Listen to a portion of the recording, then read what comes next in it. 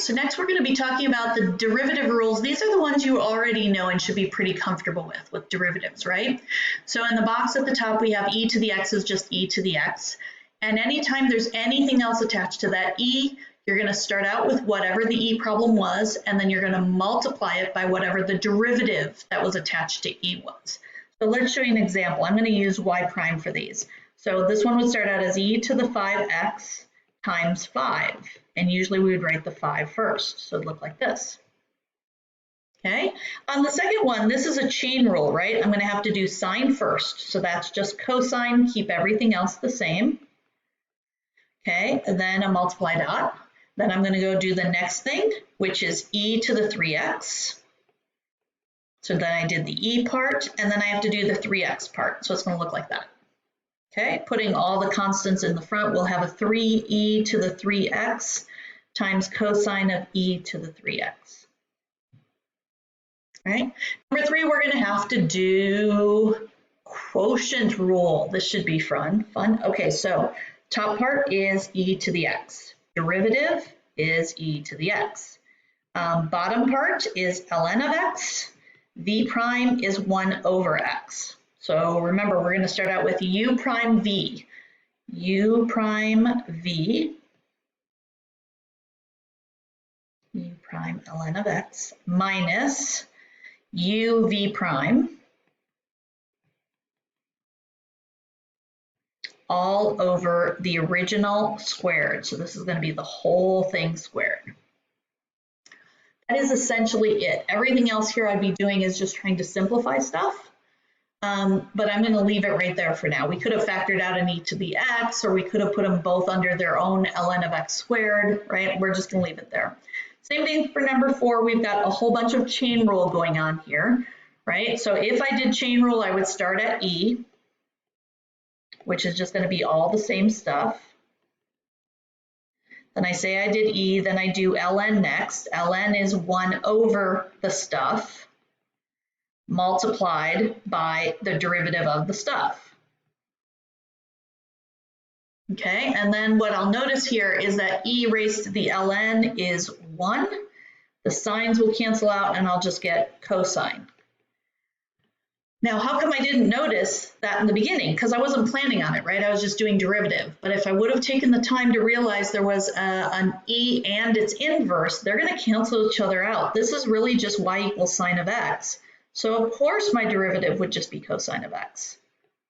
Okay, so one of the things you want to keep an eye out for is anything with its inverse. If they're both there connected, there is a good chance that you might be able to cancel some things out.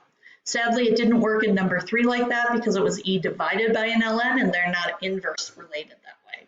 Okay, all right, let's go and do some ln's as well. Okay, so we already did a couple of those up top. Okay, so let's do some more. So in an ln, it's always 1 over the stuff. And then if the stuff is anything other than x, it's 1 over the stuff times the derivative of the stuff.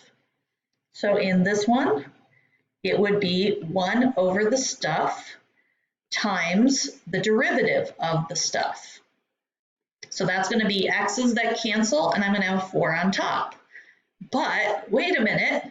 If I would have used my log rules and instead called this y equals 4 ln of x, look at how much easier that would have been. This would have just been 4 times 1 over x, done.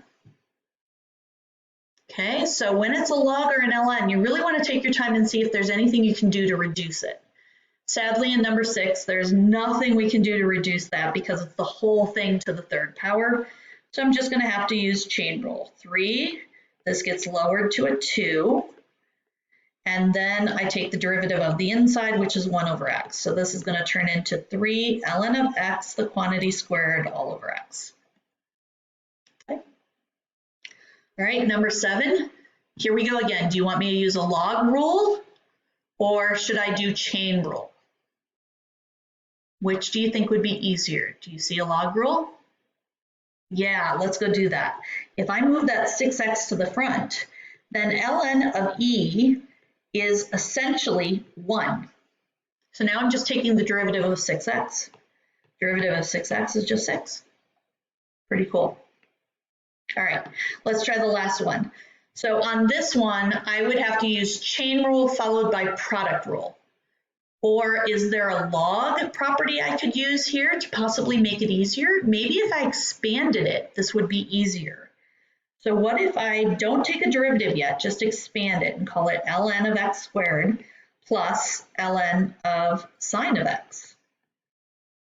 Is that easier to take a derivative of? Yeah, I don't have to use product rule anymore, right? In the first one, there's even a 2. I can move the 2 to the front.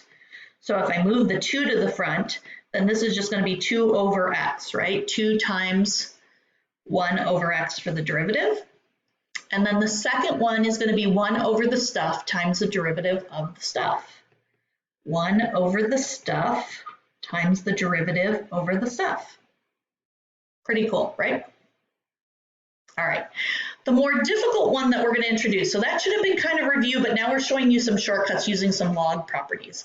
The last one is definitely new for you. You have not seen it before because we're going to use derivatives to help us find, we're going to use logs to help us find derivatives of stuff that's really difficult. So the biggest thing I want you to notice here about both these problems that are listed is neither one has x as its main base number.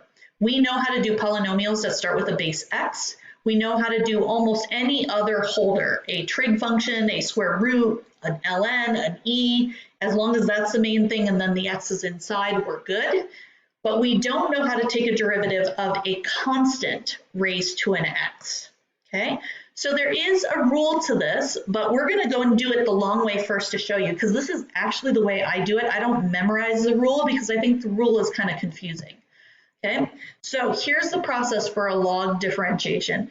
We're first going to bring in logs so that I can use those log properties to move that exponent down. So I'm going to choose to use ln every single time. And the reason that I'm doing that is because it's faster to write than a log of any other base. So whatever I do to one side, I have to do to the other. Now, what do we know about that x? We know we can move that x to the front. So now I have ln of y equals x ln of 5. Now ln of 5 is just a number. It's just not a number we're used to seeing, but I could put it in my calculator and get a decimal equivalent. But I have to take the derivative of this, right? So on the right-hand side, anything times an x is just going to be the anything, right? Because there's no power on x. So this side is just going to be ln of 5. This side is going to be a y. Oh, one side I'm going to take derivative of y, the other side I'm going to take derivative of x. So on this side, I'm going to do 1 over y, but then I'm going to say dy because I took a derivative of y. Okay? All right.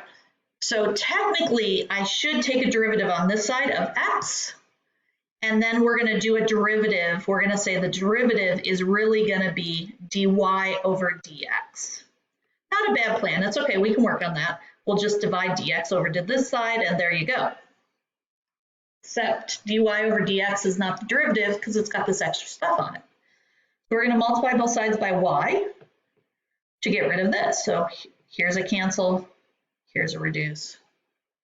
So we're left with derivative equals ln of 5 times y.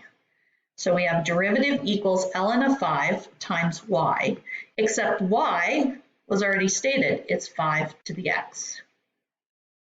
So can you find the shortcut of how to take a derivative of a constant? What would we do? We would repeat the 5 to the x and then multiply it by ln of the base. Let's see if that works. Let's do it one more time. So if I were going to guess on the shortcut on this one, I think it's still going to have in its answer for its derivative a 2 to the 3x, and then maybe an ln of 2, and I'm nervous about does it have a 3 in it or not, right? So in order to find it, let's just go do logarithmic differentiation. So let's go and try to bring in an ln on both sides. Again, you can use log, it's the same thing. Okay, again, this power I'm going to move to the front. So now I'm going to get 3x times ln of 2. And remember, ln of 2 is just a constant the same way that 3 is.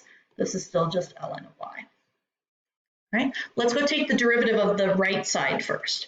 So if I take the derivative of the right side, ln and 3 were constants. They would stay there and the x would lower by a power, so an x would go away, right? Because it's not squared or anything. So I would really just end up with 3 ln of 2. Okay, and then on the other side, I would end up with 1 over y, darn it, I forgot to write dx. Okay, so there is our beginning of our derivative steps. So the hard part that usually people have a problem with is realizing that ln of 2, even though it's got letters in it, is really just a constant number. You treat it the same way you would of the 3. All right, so we want to move dx over to the other side. We want to move y over to the other side so that we only have dy over dx here. That just means derivative. On this side, the dx already canceled, so I've already got 3 ln of 2, and then I just want to repeat the original y. The original y was 2 to the 3x. So do you remember I said I wasn't sure what happened with that 3x on the top? So a derivative of a constant to a power is really just going to be, let's see, an ln of 2, I repeat the usual, and don't forget if it's got extra stuff to multiply by the extra stuff, derivative of the extra stuff. Cool, we're gonna stop there.